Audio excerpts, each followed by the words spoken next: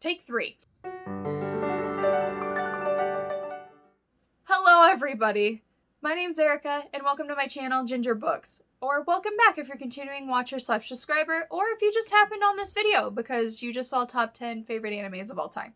So today, again, I just gave it away in the title and what I just said of what this video is going to be about, which is my top 10 favorite animes of all time. However, disclaimer, I will have to say the top 3 have been my top 3 for forever since I created this list. It's 4 through 10 that usually changes a lot, so bear with me. And it took me a long time to think of this list because I have a lot of anime, and 4 through 10 hurt me a lot to figure out what is my top 10. How this video is going to go is I'm going to go from 10 to 1 and just kind of say who the manga is written by, where it was originally released, how many volumes of the manga are there. Then I'll switch over to the anime of when they first produced it, how long it went, if it's still ongoing, or anything like that, and just my opinions, what I love about it, and why I got the rating it did. So without further ado, let's get into the video.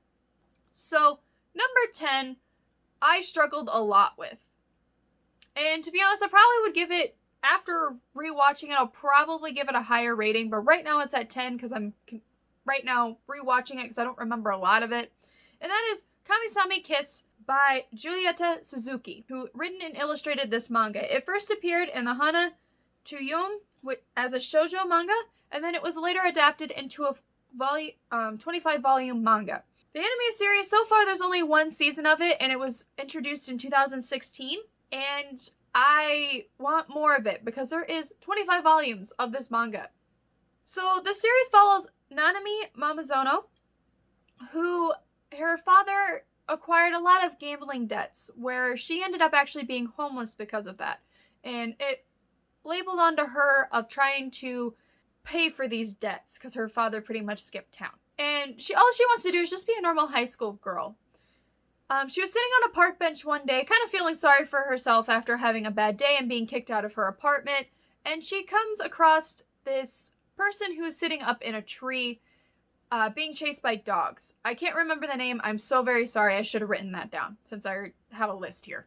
But she ends up rescuing him. He gives her like a kiss on the forehead and says that you can go live in where I live, which is an old rundown shrine. So she happens to go to the shrine, falls asleep, and that's where she meets the two spirit familiars that were the servants of the earth deity of the shrine. She gifted, pretty much the stranger gifted her being god of the shrine and the earth deity of the shrine. And that's how she meets the familiar, the fox yokai, Tomoe. And that's where all of the adventure starts, and I absolutely love this shoujo manga. You'll understand why when we get to my number 1, why I love this manga and anime series.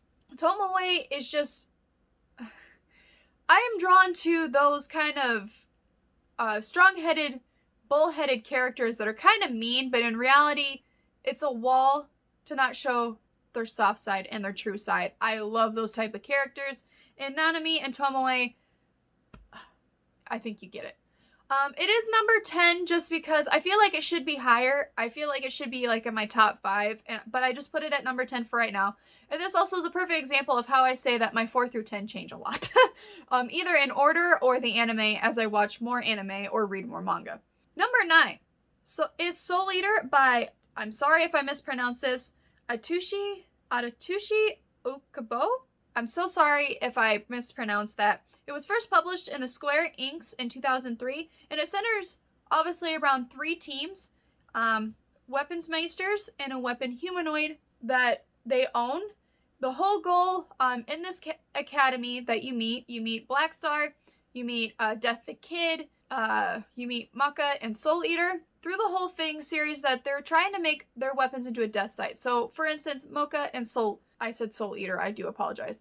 And Soul, who Mocha is going to this academy, she is a weapons meister, and Soul is the scythe that she wields.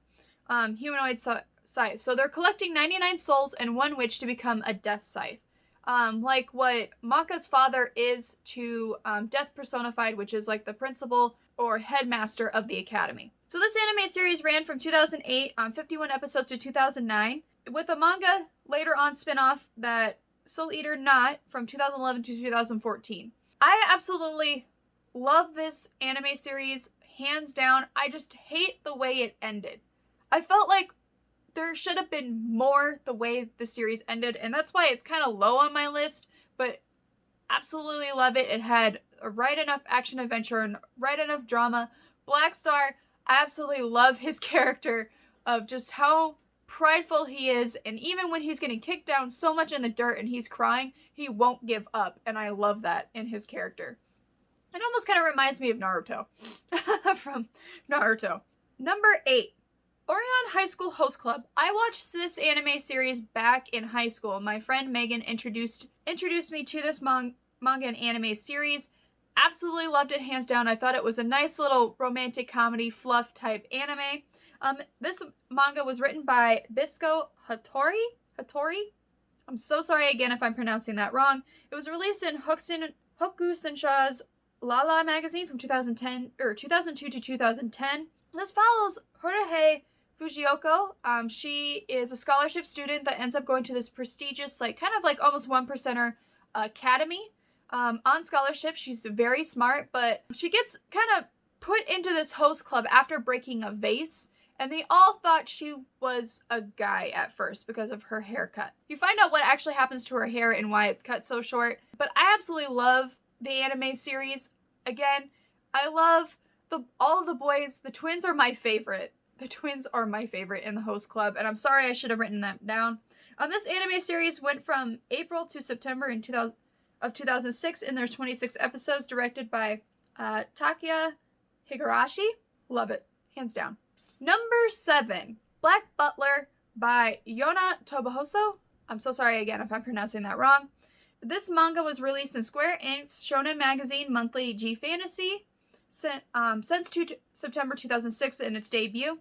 This series follows CL Phantom Hive, a 13-year-old boy who is a head of the Phantom Hive manor or family after his parents were tragically killed in a fire, and he was sold.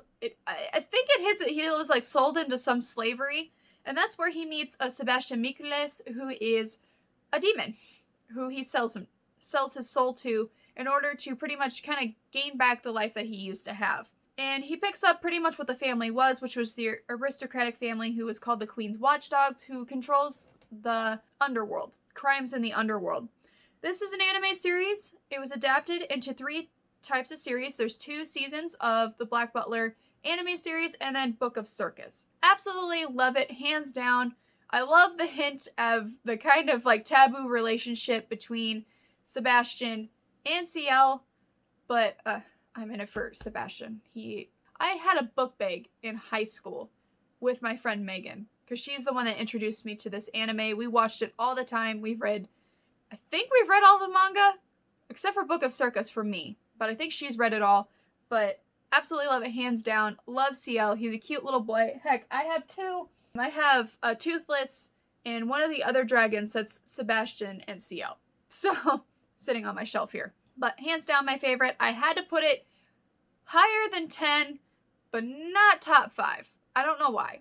Number 6, Death Note by Sugumi Oba and illustrated by Takashi Obata. Again, I am so sorry if I'm pronouncing these names wrong. Again, I can barely speak English names very well. Japanese names I struggle with a lot, so I do apologize. So this manga series was first introduced in December 2003 in Weekly Shonen Jump and ran until 2006 in Weekly Shonen Jump. It follows a high school student called Light Yagami, whose father is the head, I don't know if it's like the head precinct in Tokyo, Japan, but Light Yagami kind of wants to be a detective like his father and secretly wants to rid the world of all evil and corruption.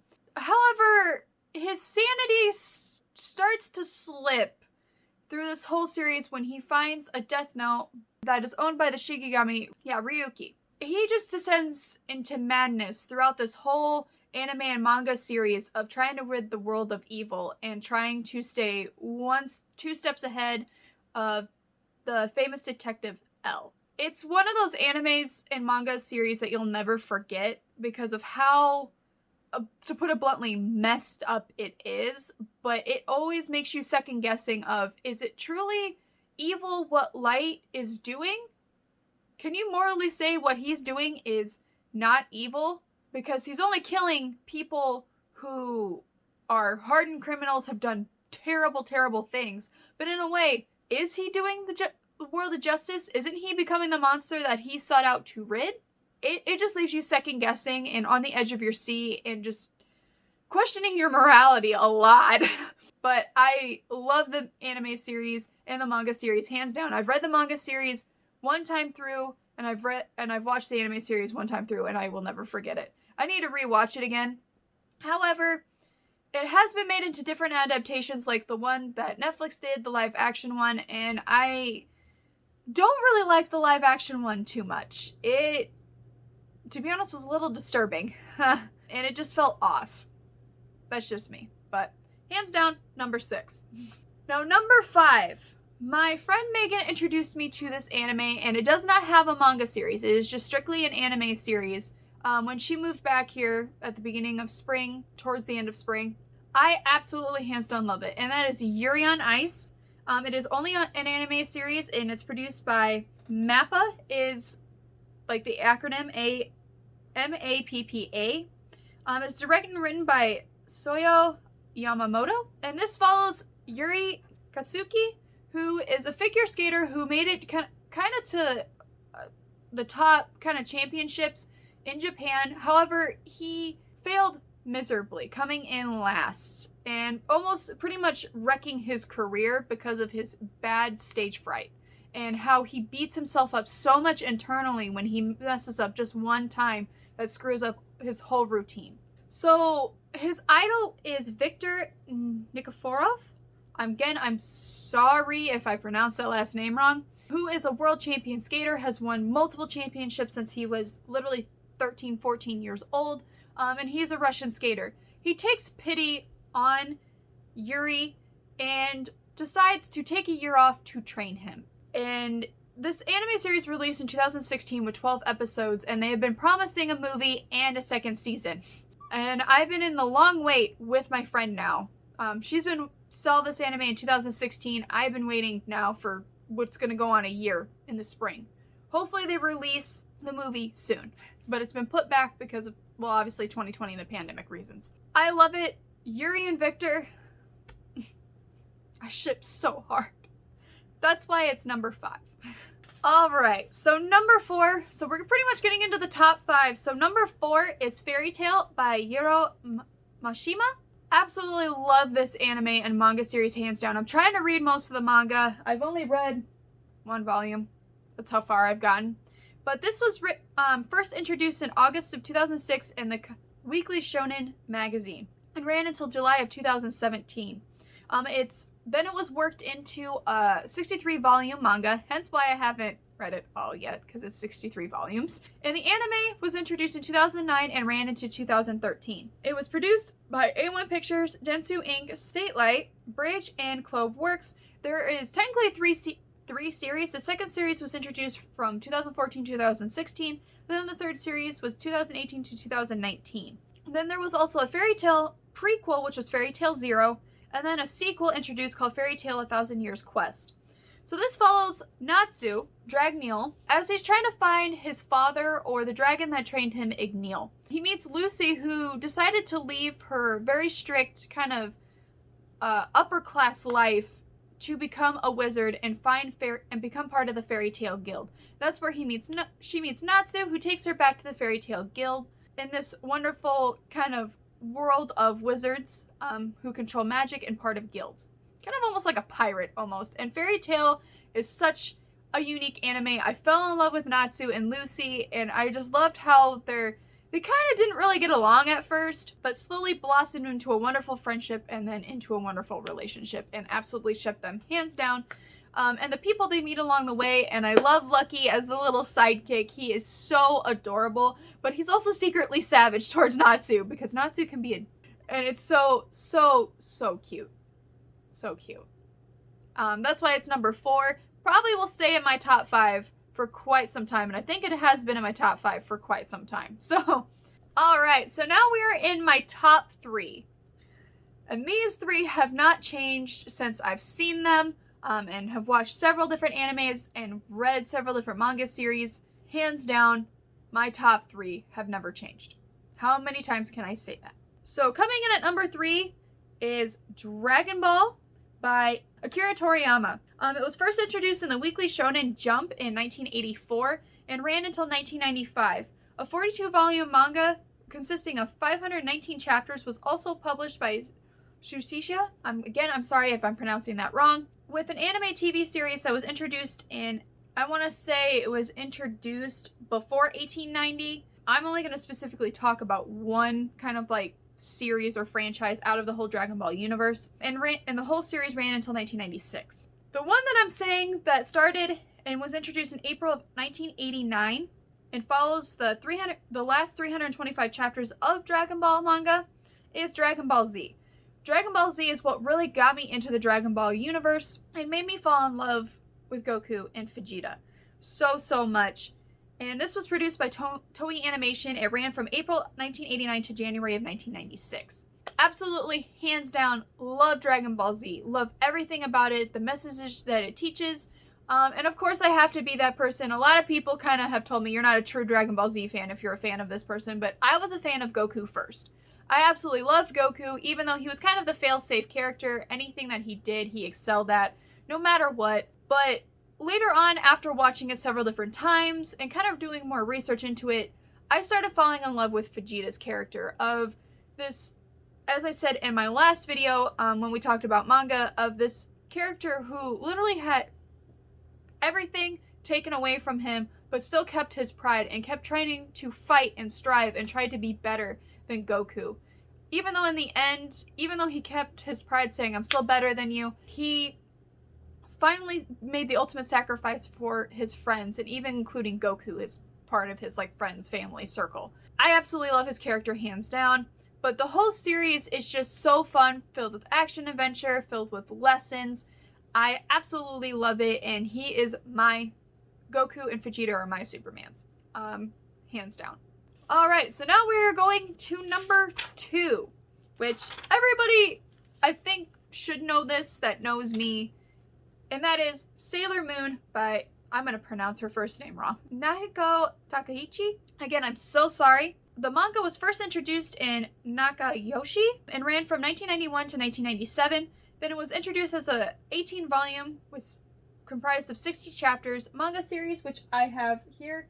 It says it's 18 volumes, but I only have 12 and then 2 spin-offs. So I don't know why I said 18, so I think that's wrong. So I think it's 12 with 2 spin-off novellas full of stories. It was originally introduced as Pretty Soldier Sailor Moon, and later changed to Pretty Guardian Sailor Moon. The anime was produced by Toei Animation and ran from 1992 to 1997. There is a live action as well from 2003 to 2004. Musical, 3 movies. So then later on in 2014, for the anniversary of Sailor Moon, they revamped it into Sailor Moon Crystal, and has been running until present, with the 4th story produced as a movie and will be released hopefully in January or February of next year.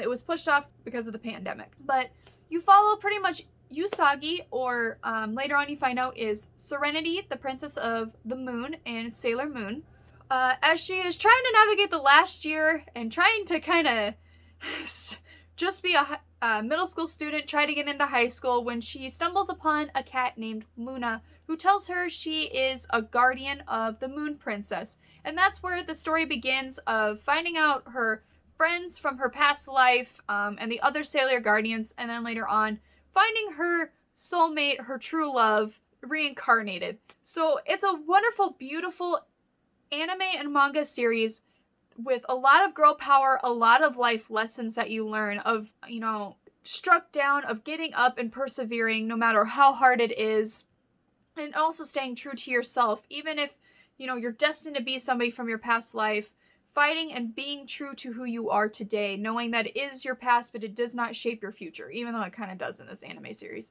But hands down is my favorite. Sailor Moon was the very first anime I ever got into. I was introduced to by my babysitter through the movie Sailor Moon R, and I fell in love with it ever since. I actually have a Mercury and Venus Barbie doll.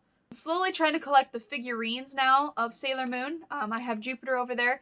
Hands down my favorite Sailor Inner Sailor Sunshi or Sailor Guardians is Mars and Jupiter. I connect with them most. And then the outer ones, I love Sailor Pluto and Sailor Saturn. Even though I love the cousins, and I say that loosely because they're not cousins, it's just their alias. But love the series hands down. I have watched it several different times. The 90s version that was released from 1992 to 1997. And I have watched a couple of times the Sailor Moon Crystal, which I need to rewatch it before the movie comes out. Alright, so last but not least, and this may surprise you because a lot of people think Sailor Moon is my number one, and Sailor Moon is actually not my number one. It is this anime, which is Inuyasha by Rumiko Takahashi. I love Inuyasha, hands down. So a little bit of background. Anime and manga series takes place in kind of mid-90s to late 90s Tokyo with Kagome Higurashi, whose family lives on a shrine that her family has been passed down through generations and generations that their family looks after, called the Bone Eater's Well Shrine. One day, at the beginning of it, you see that her birthday is the next day. So she's talking with her grandpa about the Shikon Jewel and the legend. She doesn't really pay much attention. So fast forward to the next day, her brother is seen trying to get their cat out of the Bone Eater's well. Lo and behold, out comes Mistress Centipede, which is a demon who crashes through and takes her back to the Shogun period or feudal era Japan during the Shogun period. Or not Shogun period. Sengoku period of Japan, where she meets Inuyasha and the people of that time there. And that's where pretty much most of the journey starts. I don't want to give too much away. You need to watch it. It's on Hulu, all 167 episodes, along with the 26 episodes of the final act. It's beautiful. This anime was introduced first on in Weekly Shonen Sunday of November of 1996 and ran until June of 2008. It was made into a 56-volume series, which I'm slowly trying to show you guys here. So I have the 3 single volumes, as you can see, but I'm slowly trying to get the Viz Big Media's versions of the volumes because they're 3-in-1 volumes. So I'm up to 6, and I think there's 18 of them since there's 56. Not 100% sure.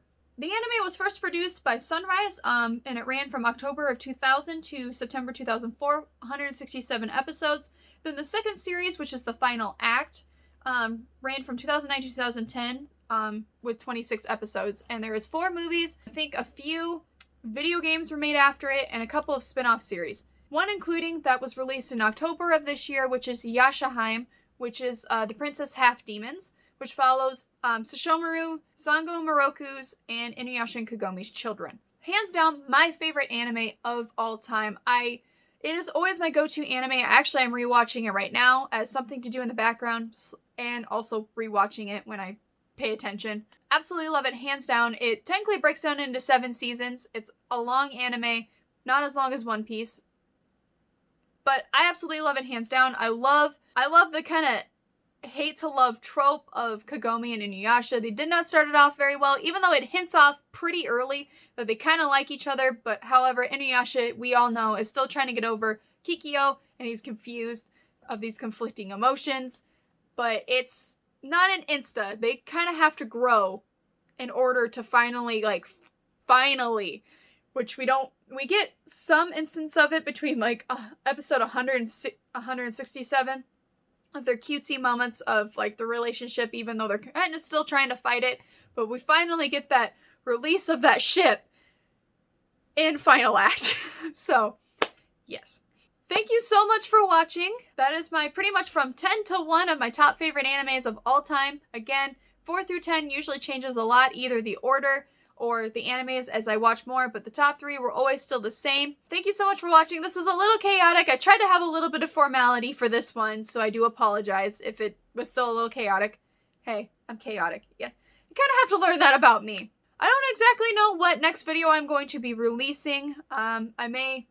It may be a wrap-up for fall of what I've read.